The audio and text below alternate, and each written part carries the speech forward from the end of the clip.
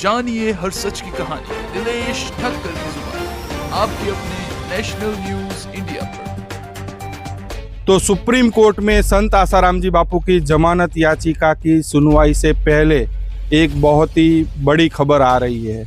महाराज जी राष्ट्रपति जी को 5000 प्लस हिंदू सनातन धर्म से जुड़े हुए जो हिंदू संगठन के लोग हैं उनकी साइन कर संत आसाराम जी बापू की रिहाई के लिए एक याचिका भेज रहे। तो उसमें यही प्रार्थना है कि अब ये अत्याचार बहुत हो गए हैं, अब अत्याचार ना हो और संत आसाराम जी बापू को निर्दोष बरी किया जाए। आपको मैं बता दूं, बहुत से मुसलमान लोगों ने भी मुझसे बात कही कि वास्तव में ये आपके समाज में जो संतों के साथ जो हो रहा है वो बहुत अन्यायपूर्ण है। कि मैं तो कहूँगा हर संत समाज कम से कम इस आवाज़ को उठाए और सरकार तक पहुँचाए। तो महाराज जी ने जो बात कही उसको लेकर आप लोगों की क्या राय है? आप लोग भी वीडियो के कमेंट बॉक्स में जाकर आप लोग भी अपनी राय अवश्य रखिएगा। 17 जुलाई 2026 को सुप्रीम कोर्ट में संत आसाराम जी बापू की मेडिकल ग्राउंड पर अंतरिम जमानत की सुनवाई होनी है और इधर 5000 प्लस लोगों की हस्ताक्षर किए हुई एक याचिका राष्ट्रपति जी को भेजी जा रही है। राष्ट्रपति जी से मांग की जा रही है कि निर्दोष हिंदू संत आसाराम जी बापू पर जो अत्याचार और जो अन्याय हो रहे हैं वो नहीं होने चाहिए। देखो, पहली बात मैं बता दूं, एक साधु होने के नाते हृदय पीड़ा से द्रवित है और इसी कारण मैंने अन्य संगठनों के जो भी बहुत से लोग संत समाज से जुड़े हुए हैं उनसे संपर्क किया और हिंदू संगठनों में भी बहुत से ऐसे लोगों उनका भी मेरा संपर्क है। उन सबके माध्यम से जो संत आसाराम जी बापू के केस में जो दो बार जो सजाएं सुनाई गई हैं वो बहुत पीड़ादायक हैं, क्योंकि एक निर्दोष संत को इस प्रकार से सजा देना जिसके कोई सबूत नहीं, कोई प्रूफ नहीं, कोई कुछ नहीं, तो जब उसकी फाइल पढ़ी देखा तो वास्तव में ये लगा कि ये क्या हो रहा है। तो इसलिए मैंने एक बीड़ा उठाया कि क्यों ना हम भी समाज में संत समाज के द्वारा या हिंदू संगठनों के द्वारा, इसके अलावा आपको मैं बता दूं, बहुत से मुसलमान लोगों ने भी मुझसे बात कही कि वास्तव में ये आपके समाज में जो संतों के साथ जो हो रहा है वो बहुत अन्यायपूर्ण है, ऐसा नहीं होना चाहिए। मेरे समाज में होता तो मैं बता देता सरकार को क्या होता है। अब मैं उनसे क्योंकि कोई भी नहीं तुलना कर सकता हूँ, क्योंकि संत समाज जो होता है बहुत सहिष्णु होता है, पीड़ा सह लेता है, पर समाज को देता ही रहता है। और वही काम परम पूज्य संत आसाराम जी बापू ने किया। तो इस कारण से हम सभी जो भी संगठन हैं, हिंदू संगठन हो या संत समाज से हो, सबकी आवाज़ ये होनी चाहिए कि इस प्रकार से जो अन्याय हो रहा है संतों के ऊपर वो नहीं होना चाहिए।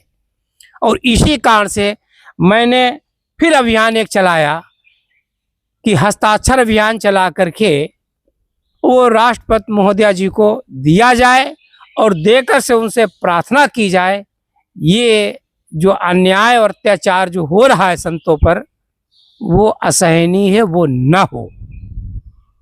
और इसके पहले भी दूसरे भाइयों ने भी बड़ा प्रयत्न किया, उनका भी मैं आभारी हूँ।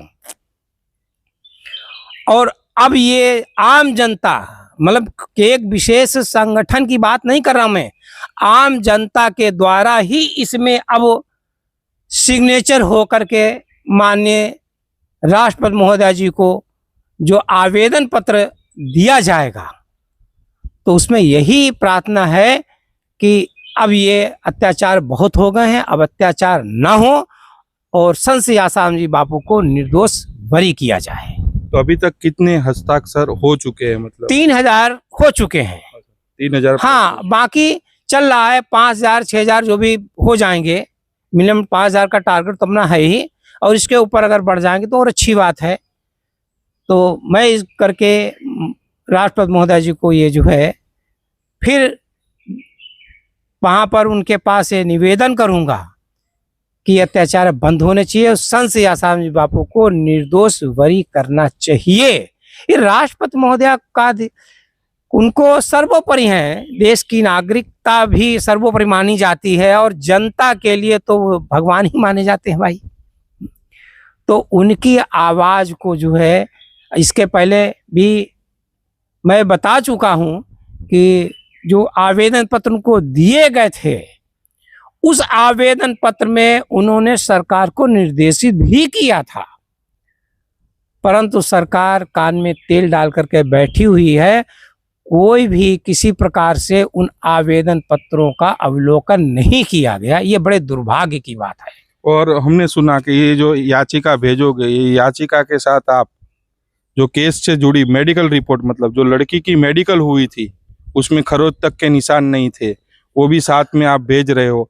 और साथ में मैंने ये भी सुना, आप बता रहे थे कि इसके अंदर आप जोधपुर हाई कोर्ट का जो निर्णय आया और जो सेशन कोर्ट का जो निर्णय आया कि केवल और केवल लड़की के बयान मात्र से पूरी सजा सुनाई गई, वो भी आप क्या ऑर्डर की कॉपी इसमें अटैच कर? वो सब पूरा होगा, पूरा प्रोसीजर से करूंगा। अच्छा, सब मतलब भेज रहे हो भाई? पूरा प्रोसीजर से करूंगा कि पहली बात तो लड़की के कोई भी कहीं पर एक भी मेडिकल में खरोच का निशान नहीं है, उसके बावजूद भी मृत्यु पर्यंत की सजा सुनाई जाती है।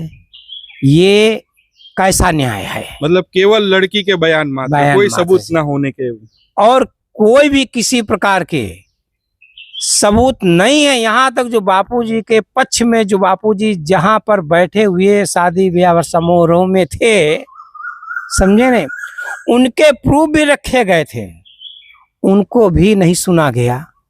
तो अब तो बड़ी वेदना हृदय के अंदर होती है। मैं क्या, हर संत के समाज में वेदना है कि कल को किसी के ऊपर कोई भी उंगली अगर उठा दे तो उसका तो अस्तित्व मिट जाएगा ना। जबकि ये संत समाज देश को क्या क्या नहीं देता है, यहाँ तक आवगम से बंधन से मुक्ति का मार्ग भी देता है, परंतु ये समाज में बैठे हुए भेड़िए उनको क्या देते हैं, ये बड़े दुर्भाग्य की बात है। और मैं इसलिए राष्ट्रपति महोदय जी से भी निवेदन करूंगा और प्रूफ भी सारे रख कर के भेजूंगा। और इसके बारे में आगे और भी प्रोसेस हमारी योजना है कि मैं तो कहूँगा हर संत समाज कम से कम इस आवाज़ को उठाए और सरकार तक पहुँचाए। जानिए हर सच की कहानी दिनेश ठक्कर की जुबान, आपके अपने नेशनल न्यूज़ इंडिया पर।